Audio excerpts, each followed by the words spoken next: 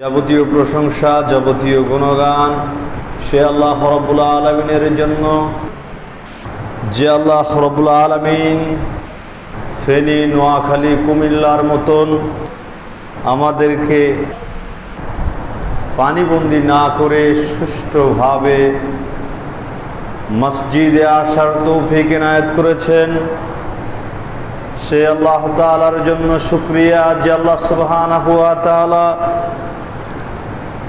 নির্দিষ্ট কয়েকটা জেলাকে পানিবন্দি করেছেন, গোটা দেশটাকে না করে।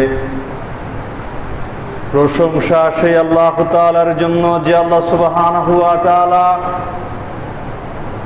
যারা পানিবন্দি হয়েছে, এই পানিবন্দি মানুষের কষ্টকে আমাদের প্রত্যেককে বুঝার তৌফিক দান করেছেন এবং তাদের পাশে দাঁড়ানোর তৌফিক এনায়েত করেছেন। সে আল্লাহ তাআলার শানে সমস্যারে অন্তরস্থল থেকে শুকরিয়া আদায় করতে সকলে পড়ি আলহামদুলিল্লাহ। শতকরি দরুদ ও সালাম বর্ষিত হোক সেই নবীর প্রতি যে নবী আমাদেরকে শিখিয়ে দিয়ে গিয়েছেন, আল্লাহু ফি আউনিল আবদি মা কানাল আবদি ফি আউনি আখি। একজন মুসলমান আর একজন মুসলমানকে সাহায্য সহযোগিতা করবে। আল্লাহ সুবহানাহু ওয়া তাআলা একজন মানুষকে ততক্ষণ পর্যন্ত সাহায্য সহযোগিতা করবে যতক্ষণ পর্যন্ত সে তার মুসলিম ভাইকে সাহায্য সহযোগিতা করবে। শতকরি দরুদ ও সালাম বর্ষিত হোক সেই নবীর প্রতি যে নবী আমাদেরকে শিখিয়ে দিয়ে গিয়েছেন, লাইসাল গিনা আন কাসরাতিল আরাদি ওয়ালাকিনাল গিনা গিনান নাফসি। ধন সম্পদের ধনী ধনী নয়, বরং আত্মার দিক দিয়ে ধনী যে ব্যক্তি, সেই ব্যক্তি হলো প্রকৃতপক্ষে ধনী। দরুদ ও সালাম বর্ষিত হোক সেই নবীর প্রতি যে নবী আমাদেরকে শিখিয়ে দিয়ে গেছেন, কেউ ক্ষতিগ্রস্ত হলে তার পাশে দাঁড়াতে, তাকে সহযোগিতা করতে, তাকে সহযোগিতা করলে সাদকার নেকি পাওয়া যাবে। সেই নবীর অনুসরণে আমরা বন্যাত্রদের পাশে দাঁড়িয়েছি। সেই নবীর প্রতি দরুদ ও সালাম বর্ষিত হোক, সকলে বলি সাল্লাল্লাহু আলাইহি ওয়াসাল্লাম। আমরা আলোচনা করছিলাম ছবি মূর্তি নিয়ে। ছবি মূর্তির আলোচনাটা খুবই সেন্সিটিভ। অনেকেই ছবি মূর্তির আলোচনা শুনলে রাগান্বিত হয়, আমাদের উপরে ক্ষোভ জন্ম হয়। একটু ইসলামী মুভমেন্টে, ইসলামী চিন্তাধারায় আলোচনাটুকু শুনুন, ইনশাল্লাহ উপকারে আসবে। আমি আপনি মুসলমান, আমার আপনার অস্তিত্ব জান্নাত অথবা জাহান্নাম, শেষ ঠিকানা জান্নাত অথবা জাহান্নাম।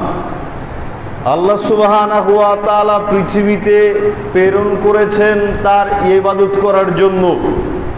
ফলাফল আমরা জান্নাতে যাব, তার সন্তুষ্টি অর্জন করে তিনি আমাদের প্রতি খুশি হয়ে আমাদেরকে জান্নাতে দিবেন। কিন্তু ইবাদত যদি না করি, উল্টো পথে হাঁটাহাঁটি করি, তবে তিনি আমাদের প্রতি কেমনে সন্তুষ্ট হবেন? তিনি সন্তুষ্ট হওয়া তো দূরের কথা, আমাদের প্রতি রাগান্বিত হয়ে পরকালীন জীবনে আমাদের জন্য রেখেছেন কঠিন যন্ত্রণাদায়ক শাস্তি। যদি তার ইবাদত না করি, যদি তার সন্তুষ্টি অর্জন না করি, তবে আমাকে আপনাকে জাহান্নামে যেতে হতে পারে। আমরা গত জুমায় আলোচনা শুনছিলাম, মাইমুনা রাদিয়াল্লাহু তাআলা আনহা বলতেছেন, আল্লাহর নবী চিন্তিত অবস্থায় সকাল করলেন। এমন চিন্তিত আল্লাহর নবীকে কোনোদিন দেখিনি। জিজ্ঞেস করা হলো, হে আল্লাহর নবী, আপনি কেন চিন্তিত? তখন তিনি বলতেছেন, জিবরাইল আলাইহিস সালাম আমাকে কথা দিয়েছিলেন, আমাকে ওয়াদা করেছিলেন তিনি আজকে আসবেন, আজকে রাতে আসবেন, কিন্তু তিনি আসেন নাই। জিবরাইল আলাইহিস সালাম কথা দিলে কথা রাখেন নাই, এমন কোনো দিন হয়নি। তিনি যেদিন আসতে চেয়েছেন তিনি সেদিনই এসেছেন, কথার বরখেলাপ করেন নাই। তাই আমি চিন্তিত, হঠাৎ কেন তিনি আসলো না? আল্লাহর নবীর মনে হয়ে গেল তিনি যেই গৃহে থাকতেন, যেই ঘরে থাকতেন, সেই ঘরের মধ্যে একটা কুকুরের বাচ্চা ছিল।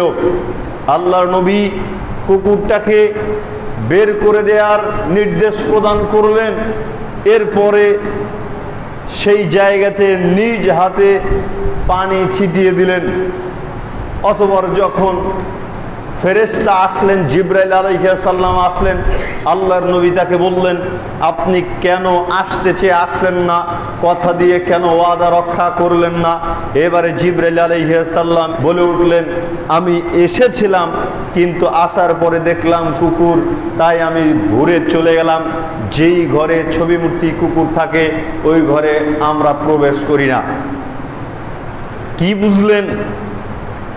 আল্লাহর নবীর চাইতে দামি মানুষ আর কেউ আছে? আছে? নাই।